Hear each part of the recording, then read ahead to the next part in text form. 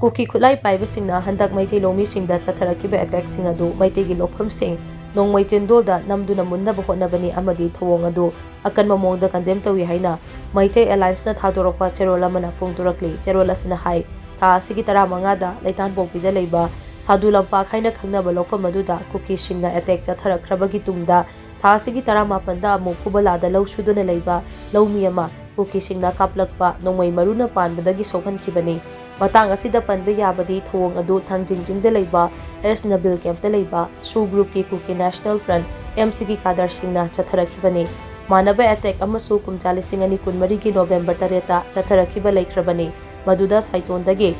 Sapam Sofia Laima Kobi Nupi Loumi ama laikhidabani maramaduna mari lainabasingna Laukhatfam thokpa action laukhatuna THOUONG sing aduda January balam hen to hen basing adu phaduna logi matungina cherak pibiyo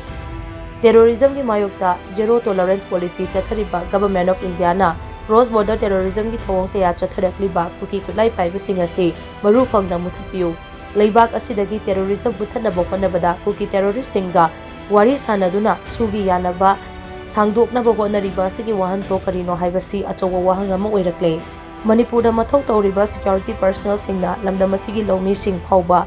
ngak senba ngamdaba haibasi J Jawan J Kisan gi wahanthok lehatabani maramaduna mathau taba action lokhatbaga loinana lamdam asida tangdu leitana lehanbiyo haina cherola sina mari lainaba singi pukning chingsilakli